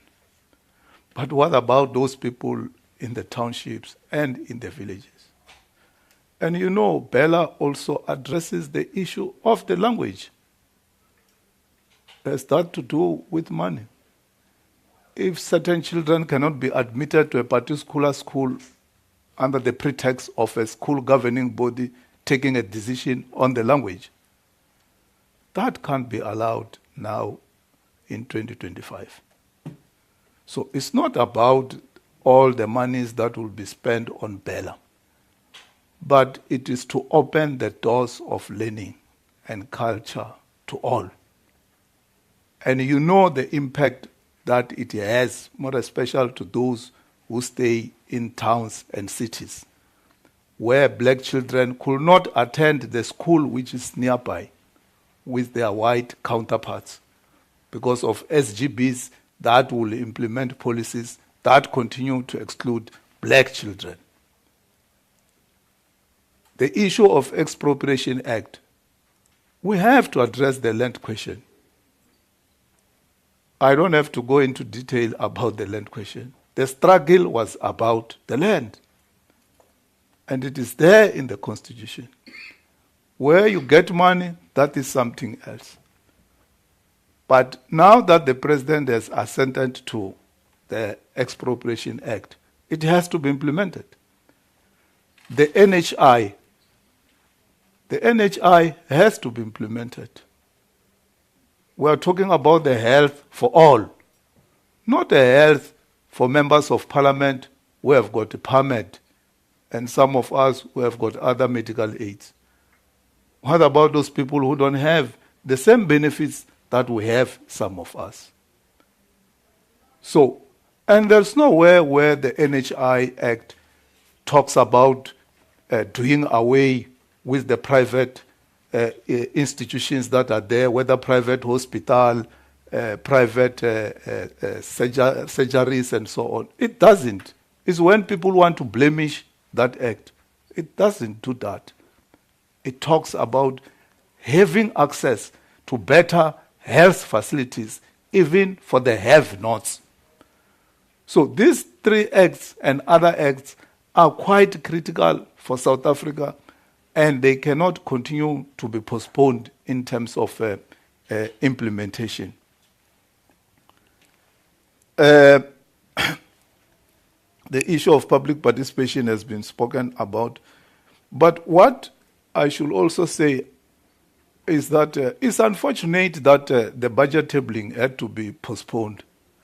I don't understand, because there is a process that Cabinet should have followed in terms of the ecosystem.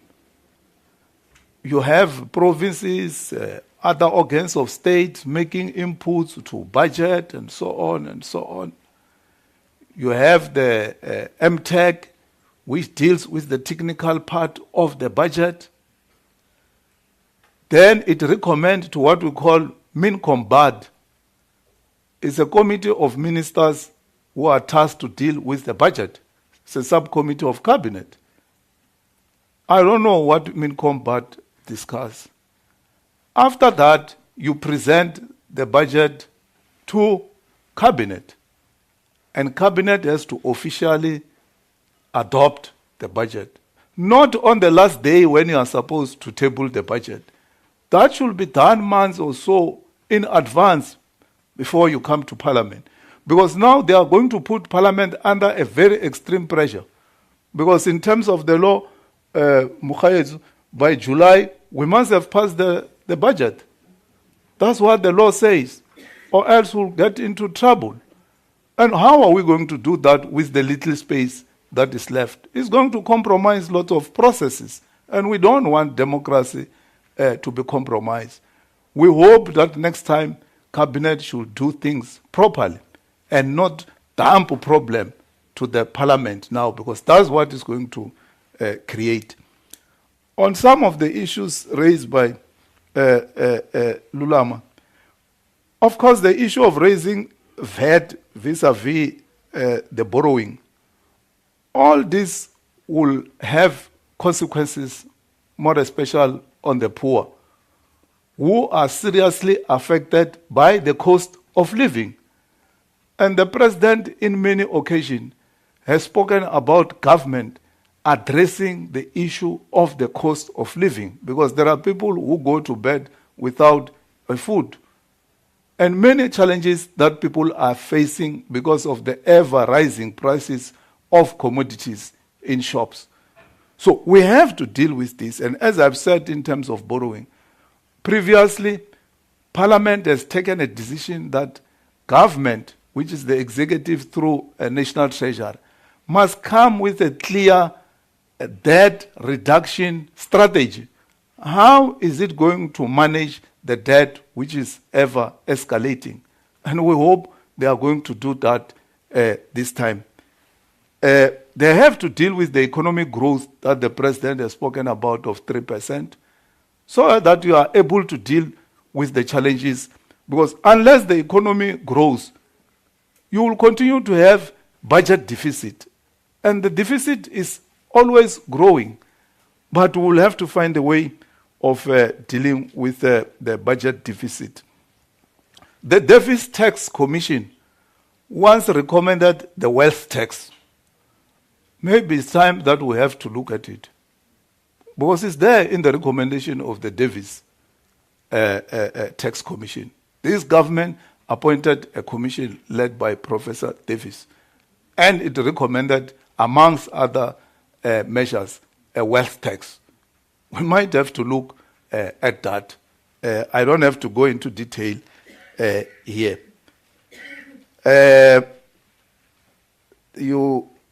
Honorable Maimane has attended to the issue of the youth unemployment.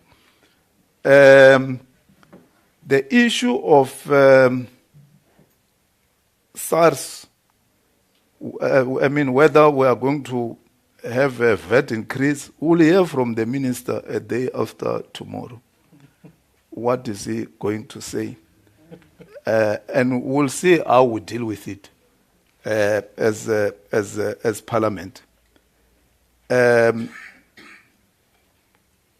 issue of FFC,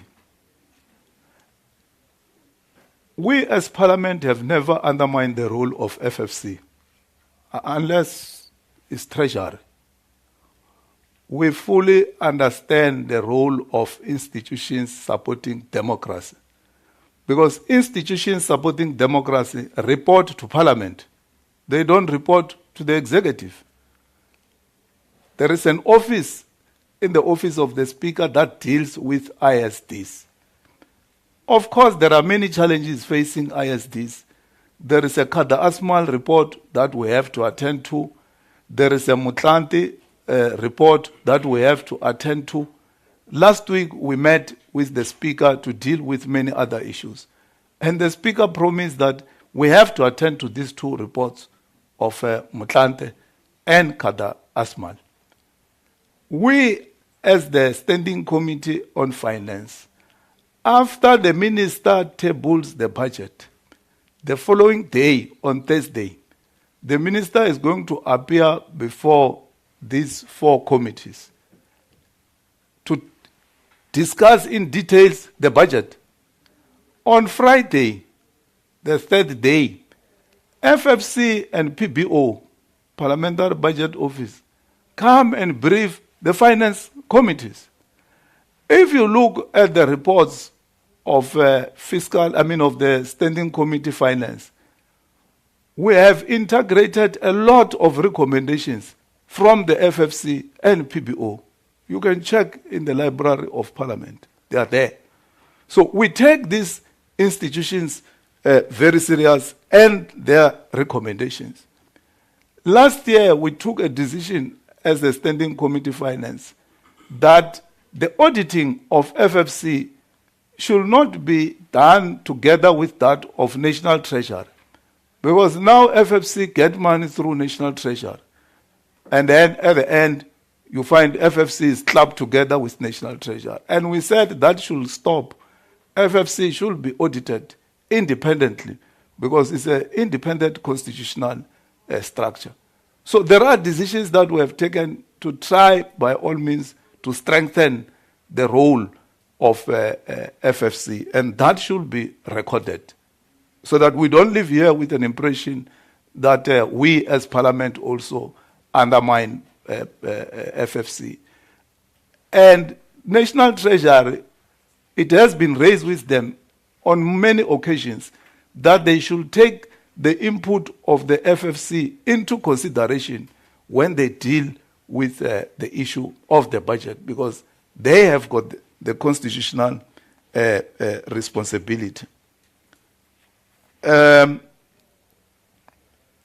issue of PEPFAR, I think Dr. Mtswale, it might be last week, has responded to this issue. I don't have to go into details about it, so that because I don't have all the facts. But in case budget is not adopted, there's going to be a constitutional crisis. That's what it means. There's going to be a constitutional crisis that I don't think all parties want. Because you might have a government as well shutting down. Because there's no money to allocate to departments and organs of state. Until such time that Parliament adopt officially a budget, and then it becomes a DORA, it's then that National Treasury allocate money to all government departments and organs and other organs of state. But if not, what do? You can have an interim measure of relying on a previous allocation, but it can't go far with previous allocations. So we don't think that we are going to have a constitutional crisis. Political parties, which are there, 18 or so, will find a way of dealing with this issue. And lastly, the issue of our international relations. South Africa is part of the global village. We are not somewhere alone. We are part of Africa. Africa has adopted what we call Agenda 2063 through the AU. And that comes with obligations for all the 53 or 54 states that are in Africa. Amongst others, is to silence the guns. How do you silence a gun if you don't use a gun to silence another gun? Because you can't speak to M23 rebels and say, silence the guns. You respond to fire with fire. So, it can't be that we dissociate ourselves from the Agenda 2063 framework. We can't dissociate ourselves from the decisions of SADC. We ourselves as South Africa, we are a product of international solidarity. Countries have suffered as a result of them supporting us to fight against apartheid. Apartheid government went all out to bomb people in Matola in Mozambique, in Lesotho, and many other countries. There have been battles of Quito-Kwana Valley and others where Angolans suffered for this democracy. So it can't be us today who are not pledging solidarity, international solidarity with other countries. So we have to look at this issue properly. We understand there are challenges, but the Defense Review, for instance, has got recommendations when it comes to issues of the Defense Department. But we are part of fighting for better world and better Africa. Thanks, Facilitator. Thank you very much, Honorable Maswangani. I think, okay.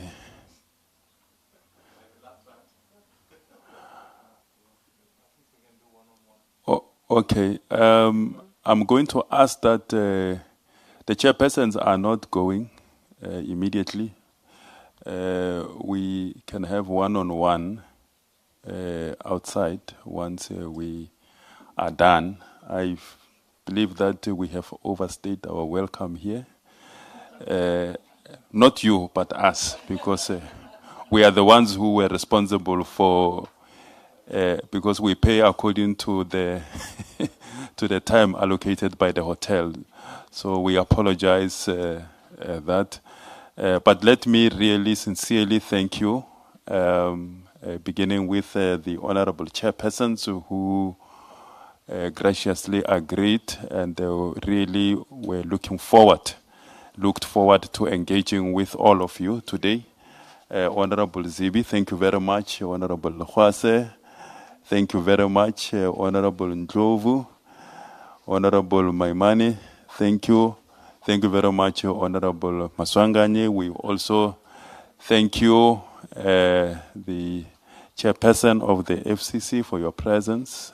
Thank you to the executive director of the Budget Office.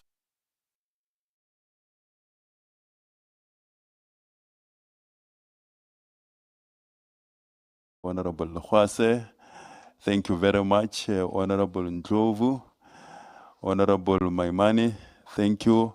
Thank you very much, Honorable Maswanganye. We also thank you, the chairperson of the FCC, for your presence.